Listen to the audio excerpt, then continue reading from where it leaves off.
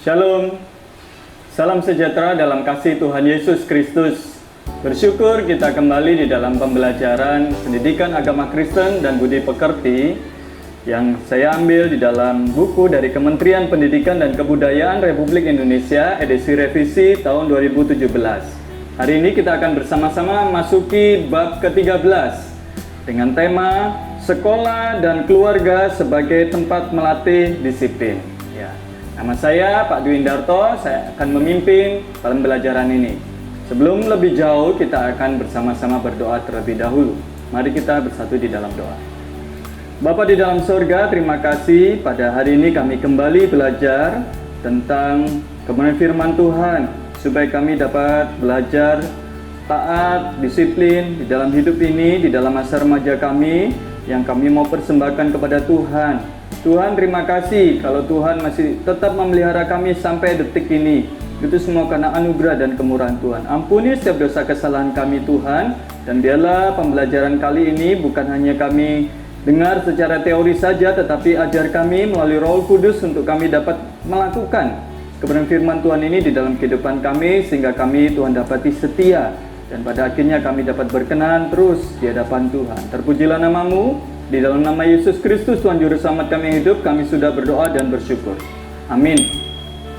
Tujuan dari pembelajaran bab 13 ini, yaitu kita akan belajar tentang melakukan penilaian terhadap diri sendiri, menyangkut disiplin diri.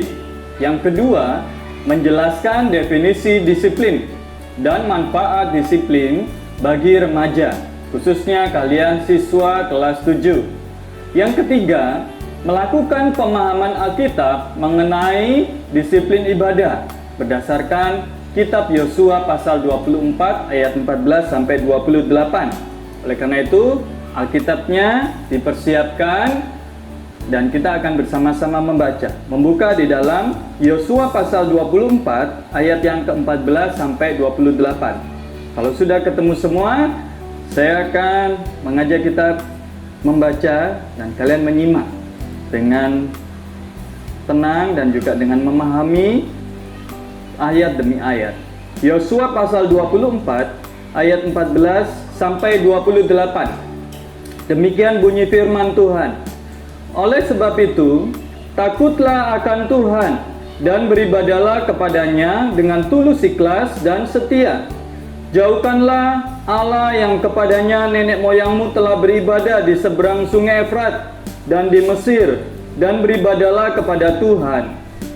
Tetapi jika kamu anggap tidak baik untuk beribadah kepada Tuhan, pilihlah pada hari ini kepada siapa kamu akan beribadah. Allah yang kepadanya nenek moyangmu beribadah di seberang sungai Efrat, atau Allah orang Amori yang negerinya kamu diami ini. Tetapi aku dan seisi rumahku, kami akan beribadah kepada Tuhan. Lalu bangsa itu menjawab, jauhkanlah daripada kami meninggalkan Tuhan untuk beribadah kepada Allah lain. Sebab Tuhan Allah kita, dialah yang telah menuntun kita dan nenek moyang kita dari tanah Mesir, dari rumah perbudakan, dan yang telah melakukan tanda-tanda mukjizat yang besar ini di depan mata kita sendiri, dan yang telah melindungi kita sepanjang jalan yang kita tempuh, dan di antaranya semua bangsa yang kita lalui. Tuhan menghalau semua bangsa dan orang Amori, penduduk negeri ini, dari depan kita. Kami pun akan beribadah kepada Tuhan, sebab dialah Allah kita. Tetapi Yosua berkata kepada bangsa itu, tidaklah kamu sanggup beribadah kepada Tuhan, sebab dialah Allah yang kudus, dialah Allah yang cemburu. Ia tidak akan mengampuni kesalahan dan dosamu.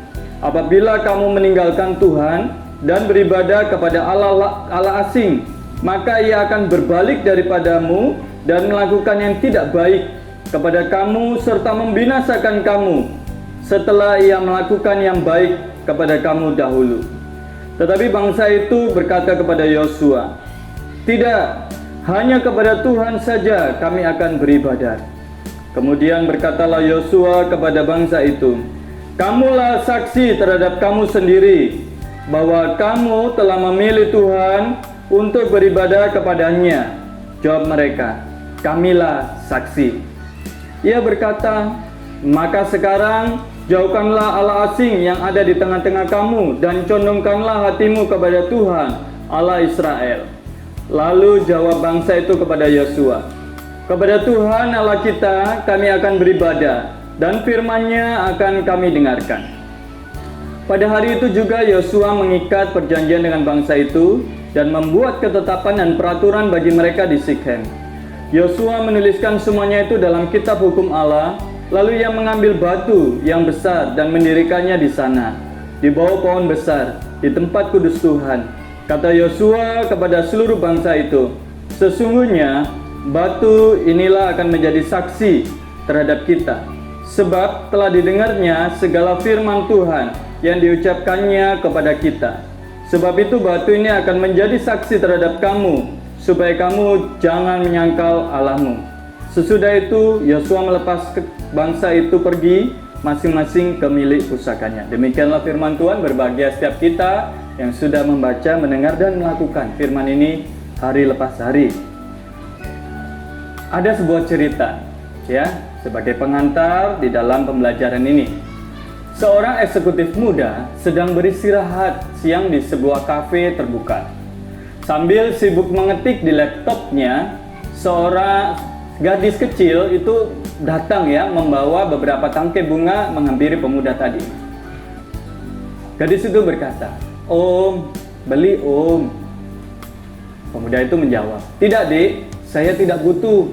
Ujar eksekutif muda itu tetap sibuk dengan laptopnya. "Satu saja Om, kan bunganya dapat untuk kekasih atau istri Om," rayu si gadis itu. Setengah kesal dengan nada tinggi karena merasa terganggu keasikannya, si pemuda berkata, "Adik kecil tidak melihat Om yang sedang sibuk. Kapan-kapan ya, kalau Om butuh, Om akan beli bunga dari kamu."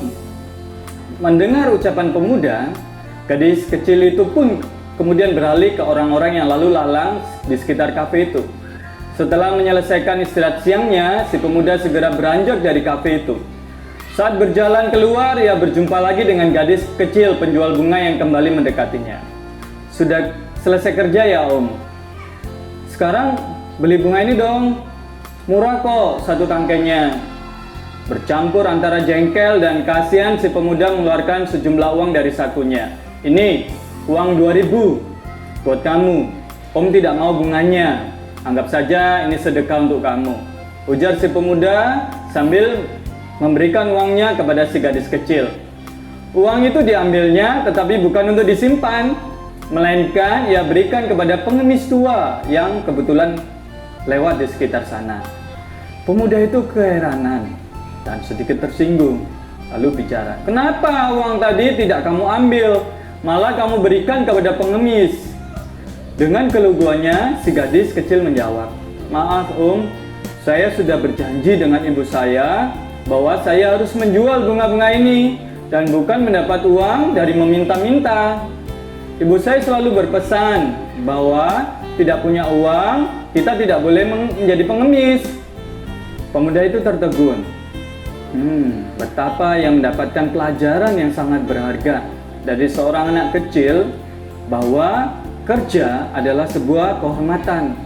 Meski hasilnya tidak seberapa, tetapi keringat yang menetes dari hasil kerja keras adalah sebuah kebanggaan. Si pemuda itu pun akhirnya mengeluarkan dompetnya dan membeli semua bunga itu bukan karena kasihan, tetapi karena semangat kerja dan keyakinan si anak kecil yang memberinya pelajaran berharga hari itu. Nah, belajar dari cerita inspiratif ya ini ya, nilai-nilai luhur yang nampak adalah kerja keras dan disiplin tidak mengenal usia. Semua orang membutuhkan disiplin diri dan kerja keras untuk mencapai hidup yang baik. Bukan hanya disiplin dan kerja keras, tetapi juga pembentukan nilai-nilai moral di dalam diri seseorang. Disiplin berkaitan dengan moral. Hanya orang yang menerapkan moralitas dan hidupnya yang mampu menghargai dan mewujudkan disiplin dalam hidupnya. Gadis kecil yang ada dalam cerita memberi contoh betapa ia menerapkan disiplin hidup dengan bekerja keras. Meskipun memang anak-anak dilarang bekerja, Tetapi di banyak tempat karena kemiskinan orang tua, maka anak-anak ikut bekerja mencari nafkah. Nah, di awal pertemuan ini anak-anak dapat mempresentasikan ya hasil temuan dari berbagai macam sumber tentang apa itu disiplin dan apa gunanya bagi peserta anak didik SMP. Kalian belajar, coba searching di Google atau kalian bisa baca-baca buku tentang arti disiplin. Disiplin adalah menurut KBBI ya, itu yang pertama tata tertib, itu disiplin ya, antara di sekolah, di militer dan sebagainya. Dua saja yang saya pakai ya. Yang kedua, disiplin itu adalah ketaatan atau kepatuhan kepada peraturan, tata tertib dan sebagainya. Nah, itu saja yang saya bisa jelaskan di dalam apa itu arti disiplin. Lalu mengapa anak SMP perlu belajar disiplin dan menerapkannya dalam hidup? Nah, semasa kalian remaja ini sangat membutuhkan disiplin. Karena sedari muda, sedari awal remaja, ketika kalian belajar disiplin, kalian masa depan, masa mudamu itu akan lebih enak. Kalian akan terbentuk karakter atau moralmu dengan baik. Karena dari kecil kamu sudah belajar tentang disiplin. Oleh karena itu, kalian harus terapkan. Walaupun disiplin itu sangat berat atau sangat membosankan kadang-kadang, tetapi lakukanlah itu. Nah, itu jawaban yang mungkin bisa Bapak bantu. Mungkin anak-anak di rumah atau di sekolah bisa berdiskusi bersama temanmu. Kalian bisa memikirkannya dengan kalimat menurut bahasamu sendiri-sendiri.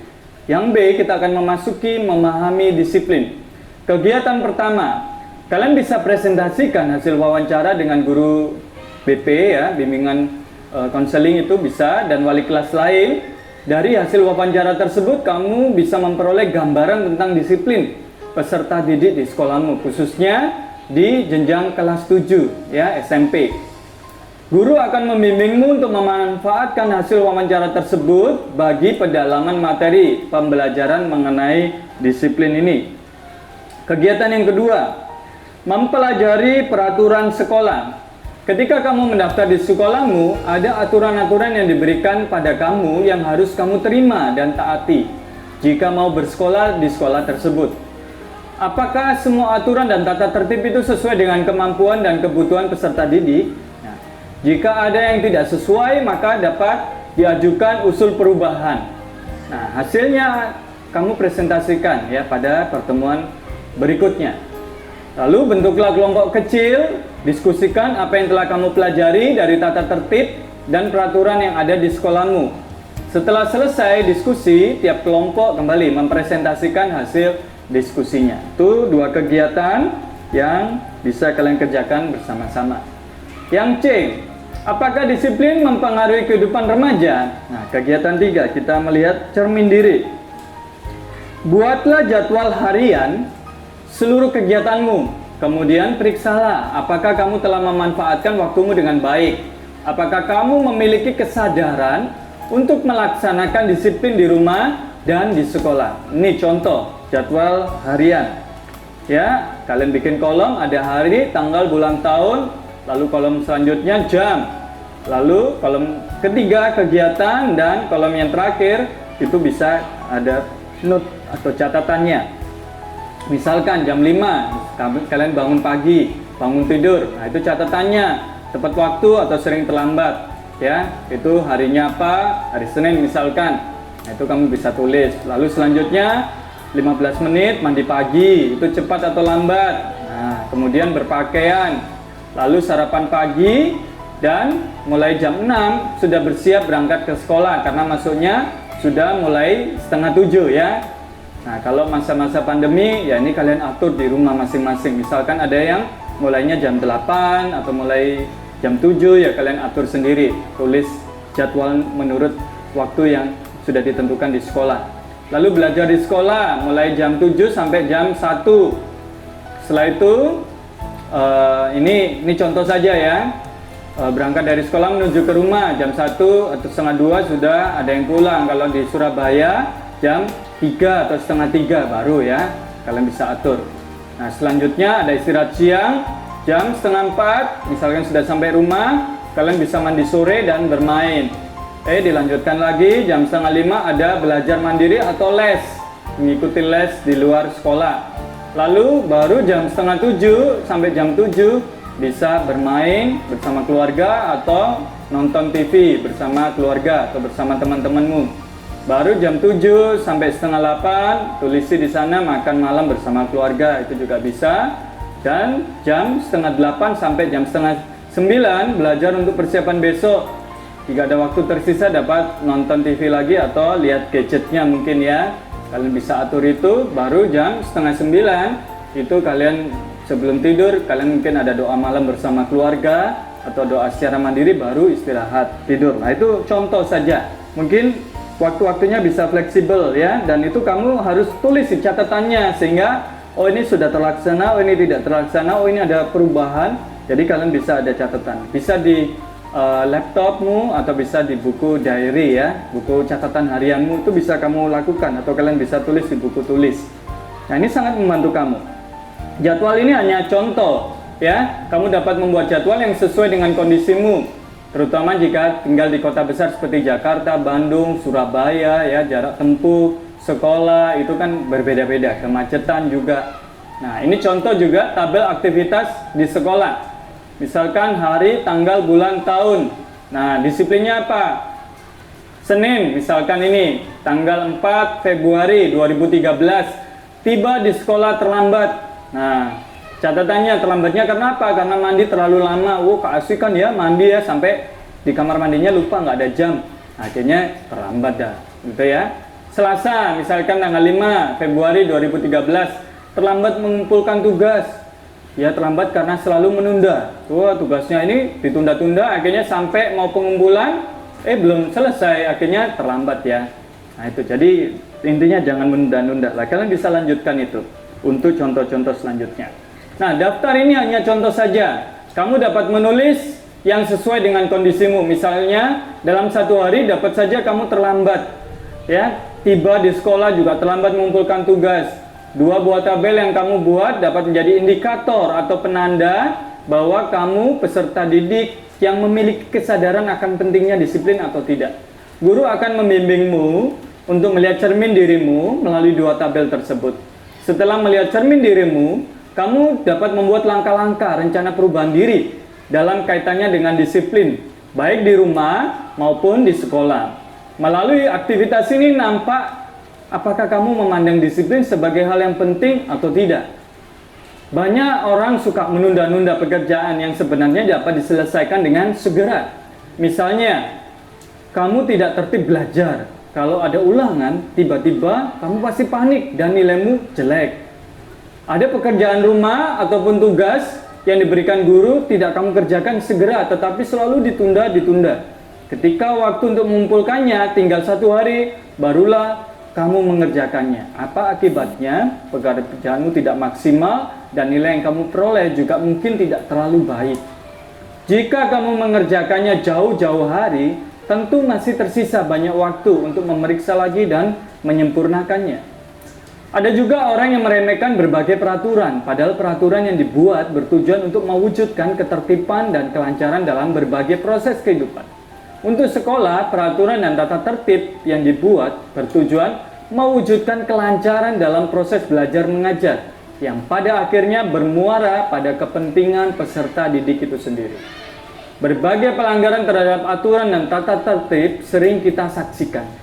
Misalnya mengenai rambu lalu lintas dan berbagai aturannya. Orang taat pada aturan lalu lintas ketika ada polisi di depannya. Jika tidak, maka mereka akan melanggarnya.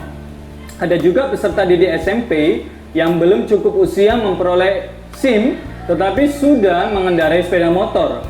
Nah, pelanggaran lainnya, peserta didik akan bersikap tenang, teratur, dan tertib jika ada guru di hadapan mereka. Tetapi, jika guru tidak ada, maka kelas sekolah berubah menjadi seperti pasar, dan hiruk-pikuk ramai sekali.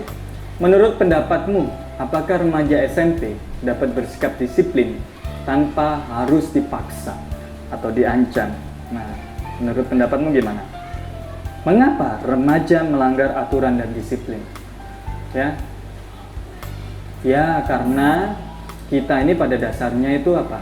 Orangnya suka tidak aturan, maksudnya tidak suka diatur. Nah itu ya, apalagi anak remaja, anak SMP sudah merasa besar, sudah merasa tidak kecil lagi, tetapi juga belum besar, makanya tidak mau dengarkan orang tua, tidak mau dengarkan guru, pokoknya semaunya gue, semau sendirilah. Itu ada ego, ya, ada rasa pemberontakan, tidak mau diatur, tidak mau ini, tidak mau aturan.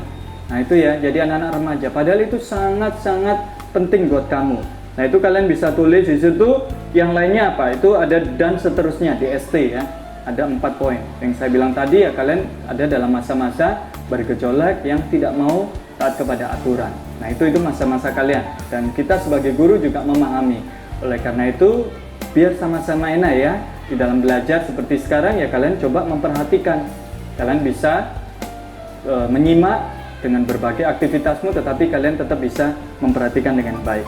Oke, lanjut. Berbagai peraturan dan disiplin yang dibuat itu ada manfaatnya dan bertujuan untuk menjaga ketertiban bersama dalam masyarakat maupun lembaga seperti keluarga, sekolah, juga gereja. Di mana-mana selalu ada aturan-aturan yang dibuat, baik tertulis maupun tidak, yang diharapkan ditaati oleh semua orang. Misalnya di berbagai sekolah, setelah lonceng atau bel itu berbunyi, maka pintu gerbang sekolah ditutup. Peserta didik yang datang terlambat akan dikenai sanksi.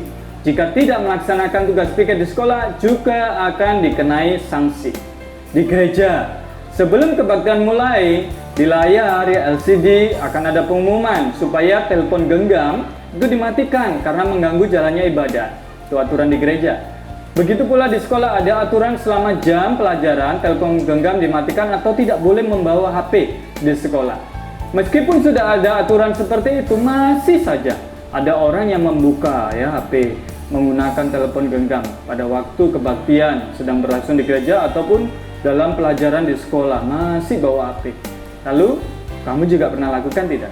Kalau enggak, HP-mu pasti akan disita ya. Nanti akhir semester atau waktu terima rapot, orang tua dipanggil baru HP-nya dikembalikan. Biasanya seperti itu ya. Kegiatan keempat, pemahaman Alkitab dari kitab Yosua pasal 24 ayat 14 sampai 28 yang sudah kita baca di awal tadi. Coba ya, kalian berdiskusi ya dengan temanmu, bisa lewat WA atau bisa kalian kumpul ya. Bentuk kelompok dan baca kitab Yosua sekali lagi. Lalu pelajari bagian Alkitab Yosua tadi dengan teliti dan mendalam. Kemudian kalian bisa diskusi. Nah, yang A, apakah persoalan yang dihadapi oleh bangsa Israel pada waktu itu yang berkaitan dengan kepercayaan imannya? Apa masalahnya? Yaitu mereka ketika sudah berhasil masuki tanah Kanaan, mereka setelahnya ada kawin campur, mereka juga mulai menyembah berhala atau ala-ala lain ya, ala-ala yang tulisannya di sini ala kecil gitu ya. Dan akhirnya iman mereka mulai goyah. Nah, itu persoalannya. Kepercayaan mereka semakin goyah karena mereka sudah terpengaruh dengan ala-ala tanda kutip ala kecil, ala-ala yang bukan ala Israel. Lalu mengapa Yosua minta orang Israel untuk memilih kepada siapa mereka hendak beribadah? Nah, karena apa? Itu penting sekali. Karena Allah yang memilih mereka, memanggil mereka keluar dari tanah Mesir masuk ke tanah Kanaan, itu Allah yang sudah berjanji dan Allah yang sudah memberikan mereka berkat. Oleh karena ini, Yosua mengingatkan dan memberi ketegasan, keputusan kepada setiap bangsa, ya, bangsa Israel di sana, yaitu kepada siapa kamu akan beribadah. Nah, itu untuk mempengaruhi keturunan atau iman mereka selanjutnya. Nah, apa kaitannya dengan disiplin?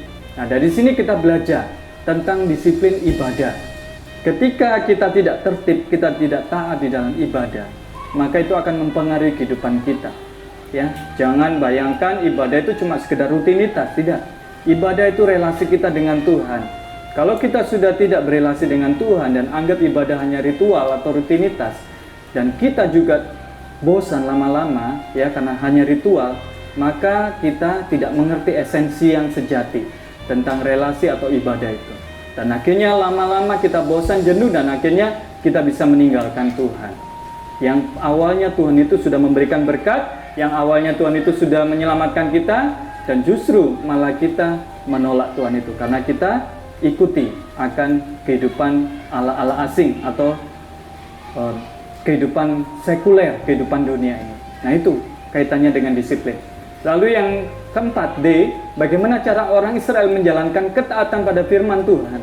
Bagaimana kamu sebagai remaja SMP menjalankan ketaatan firman Tuhan juga? Nah, ada dua pertanyaan di D ini, yaitu bagaimana orang Israel itu tetap taat teguh kepada firman Tuhan dan mereka mau akhirnya mengambil keputusan, saya tetap akan beribadah kepada Allah Yahweh, Allah yang sudah memimpin mereka keluar dari bangsa Mesir. Dan kamu sebagai remaja itu juga harus taat, membaca firman Tuhan setiap hari, berdoa, dan kamu dapat bertumbuh secara imanmu kepada Tuhan, sehingga kamu tidak diombang-ambingkan dengan ajaran-ajaran di luar sana, baik ajaran yang menyesatkan atau ajaran dunia yang membuat kamu jauh daripada Tuhan. Ya, itu ya tentang keteladanan. Nah, nanti kalian baca kitab Hakim-Hakim, kalian akan melihat bagaimana ketika bangsa Israel tidak taat pada firman Tuhan, maka mereka dihukum oleh Tuhan dan mereka ditindas oleh bangsa-bangsa lain. Nah, itu next ya, tentang pelajaran yang selanjutnya. Ketika mereka tidak taat di dalam ibadah, tidak disiplin di dalam ibadah. Yosua adalah pemimpin komunitas bangsa Israel, sekaligus pemimpin spiritual. Ia membuktikan diri sebagai pemimpin yang konsisten dan taat pada aturan dalam komunitasnya, juga aturan dalam ibadah. Ia juga taat dan setia pada Tuhan Allah yang memimpin Israel keluar dari tanah Kanaan. Yosua melihat bahwa orang Israel mulai tidak konsisten dan tidak teguh pada pendirian mereka untuk beribadah hanya kepada Allah saja. Mereka beribadah kepada dewa orang Kanaan. Karena itu Yosua minta mereka menentukan pilihan kepada siapa mereka akan beribadah.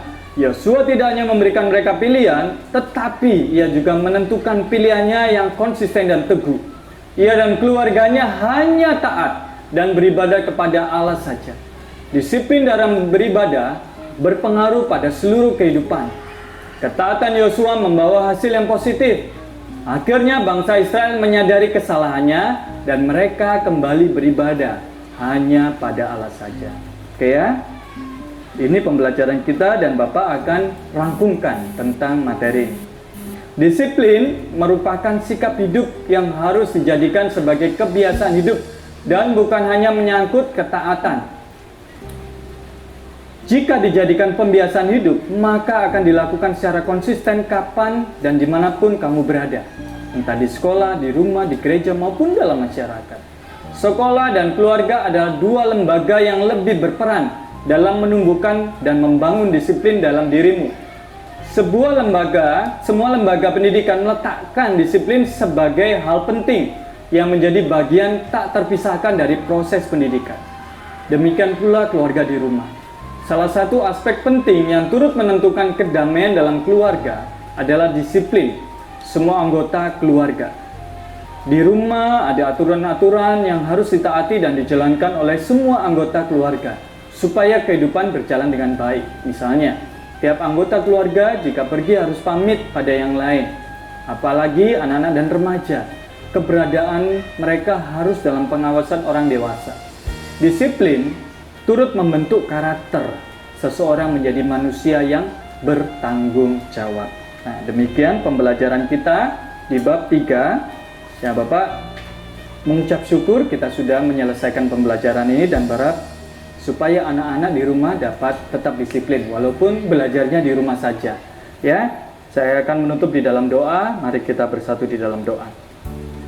Bapa di dalam surga, terima kasih kami sudah belajar tentang bagaimana sekolah dan keluarga itu tempat untuk melatih kami hidup berdisiplin, supaya hidup kami dapat lebih bertanggung jawab lagi Tuhan. Ampuni kami Tuhan, sering kami lalai, kami lupa bahwa disiplin itu penting. Kami seringkali meremehkan, atau kami seringkali membuang-buang atau menyia-nyiakan waktu yang ada, yang Tuhan sudah beri. Oleh karena itu ajar kami menghargai waktu yang Tuhan beri ini. Dengan kami bersyukur dan kami bertanggung jawab di dalam hidup ini, sehingga disiplin itu lahir dalam diri kami. Bukan hanya karena paksaan, bukan karena diawasi, tetapi justru itu menjadi suatu habit, kebiasaan kami dan menunjukkan karakter kami ke depan.